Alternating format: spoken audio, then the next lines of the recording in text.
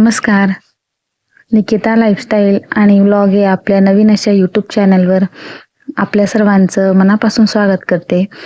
आणि या चॅनलवर मी रोजची लाईफस्टाईल जे छोट्या मोठ्या घटना ज्या घडत असतात रोजच्या त्या शेअर करत असते. त्याबद्दल निसर्गाचे छोटे छोटे शॉर्ट्स, प्रवास, घरात काय काय नवीन केलं ते सर्व तुमच्यासोबत शेअर करत असते. रेसिपीज, नाश्त्याच्या रेसिपीज, जेवणातल्या रेसिपीज असं सर्व शेअर करत असते. तर आज मस्त अशी पहाट झालेली होती, पण आज पहाट झाल्या झाल्या खूप वेगळंच असं दृश्य पाहायला मिळालं होतं. कारण अंगणाचा तलावच झालेला होता आणि घराजवळनं आलेला होता तो तुडुंब भरून वाहत होता. पूर सदृश्य स्थिती झालेली होती. 2 दिवसापासून सतत पाऊस आहे आणि चला म्हटलं, अजूनही पाऊस सुरूच होता. म्हटलं चला आता नाश्त्याची सुरुवात करूया. तर नाश्त्याची सुरुवात करण्यासाठी आज बनवणार होते आप्पे. पण आप्पे बनवण्यासाठी जे काही साहित्य लागतं किंवा पीठ डाळी भिजू घालण्यापासून ते पीठ दळण्यापर्यंत किंवा ते आंबवण्यापर्यंत, तर हे सगळं जे मी केलेलं आहे आजच्या व्हिडिओत दाखवत आहे ते आदल्याच दिवशी केलेलं आहे. तर आजच्या व्हिडिओमध्ये जे आहे ते आजच आप्पे बनवणार आहे. आणि चला तर मग सुरुवात करूया. तर आप्पे बनवण्यासाठी मी या ठिकाणी 1 कप मुगाची डाळ, 1 कप चण्याची डाळ, अर्धी वाटी उडदाची डाळ आणि अर्धी वाटी मसूरची डाळ असं प्रमाण घेतलेलं होतं आणि त्याला जोडून 2.5 वाटी तांदूळ असं प्रमाण घेतलेलं होतं. तर हे सुरुवातीला स्वच्छ पाण्याने धुवून घ्यायचे आणि ते 6 ते 7 तास पाण्यामध्ये चांगले भिजू द्यायचे डाळ आणि तांदूळ. आणि त्यानंतर ते परत संध्याकाळी ते मिक्सरमध्ये दळण्याच्या आधी ते एका पाण्याने छान असे धुवून घ्यायचे.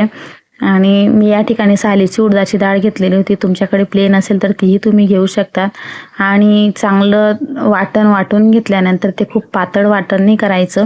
आणि वाटून घेतल्यानंतर मी ते सकाळी आंबवण्यासाठी ठेवलेलं होतं आणि सकाळी उठल्यानंतर ते खूप छान असं आंबलेलं होतं. पण त्यासाठी छोटीशी क्लिप घ्यायची राहिली होती. तर मी आता डायरेक्ट आप्पे बनवायला घेणार आहे. तर आप्पे बनवण्यासाठी मला जेवढे आप्पे बनवायचे होते तेवढंच पिठाचं प्रमाण मी छोट्या पातेल्यात घेतलं होतं. आणि आप्पे बनवताना आपण नुसते त्याला मीठ वगैरे टाकून पण बनवू शकतो, पण जरा टेस्टी बनवले तर ते खायला पण टेस्टी लागतात. आणि म्हणून मी या आप्याच्या पिठामध्ये चवीनुसार मीठ टाकलं. आणि आप्याच्या पिठामध्ये चवीनुसार मीठ टाकल्यानंतर मी त्यामध्ये थोडंसं मिरचीचं वाटण पण टाकलं, कारण त्याने टेस्ट खूप छान येते आणि आप्यांना पण एक छान असा वेगळाच असा फ्लेवर येतो. आणि त्यामध्ये मी मीठ, वाटण केलेली मिरची आणि फोडणी घातलेली होती.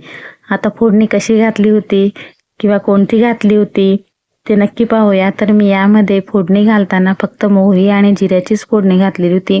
ज्या प्रकारे आपण चटणीला तडका देतो त्याच प्रकारे मी आप्याच्या पिठाला तडका दिलेला होता. मी कुठे रेसिपी पाहिली नाही, ही माझी स्वतःचीच रेसिपी आहे. मी अशाच पद्धतीने नेहमी आप्पे बनवते आणि म्हणूनच म्हटलं चला आज तुमच्यासोबत शेअर करूया. तर मी छान असं तेलामध्ये मोहरी तडतडू दिली आणि मोहरी आणि थोडंसं जिरं टाकून त्याची छान अशी फोडणी देऊन त्या पिठाला तडका दिला. तडका यासाठी कारण की त्याने आप्यांना खूप छान असा फ्लेवर येतो आणि खूप छान अशी टेस्ट येते. आता मी तडका दिल्यानंतर तुम्ही बघू शकतात की त्याचे पूर्ण रंगच बदलला आणि त्याला इतकं छान टेक्स्चर येतं आणि खूप छान असं टेक्स्चर येतं त्याला, बघू शकता. आणि ते खायला पण खूप टेस्टी लागतात.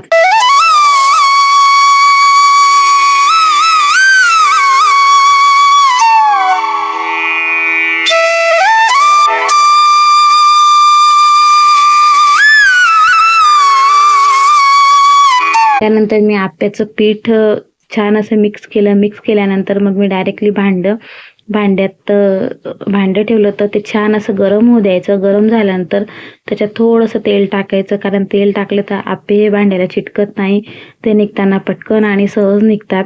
तर आणि बघू शकतात की भांड्यात टाकल्यानंतर आप्पे आपले केवढे फुलून वर आले होते आणि ते सहज उलटताना पण ते त्रास होत नव्हता आणि आप्पे खूप छान झाले, ते खूप टेस्टी झाले होते.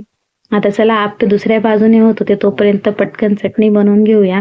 तर या चटणीसाठी मी या ठिकाणी 3 ते 4 जाड मिरच्या घेतलेल्या होत्या, कोथिंबीर घेतली होती, 2-4 कढीपत्त्याची पाने घेतली होती आणि थोडेसे शेंगदाणे घेतलेले होते. आणि मिरची मी कच्चीच घेतलेली होती, फक्त शेंगदाणे भाजून घेतलेले होते. आणि त्यामध्ये चवीनुसार मीठ ॲड केलं होतं. थोडंसं जिरं ॲड केलं होतं. बस एवढंच मी ॲड केलेलं होतं चटणीसाठी.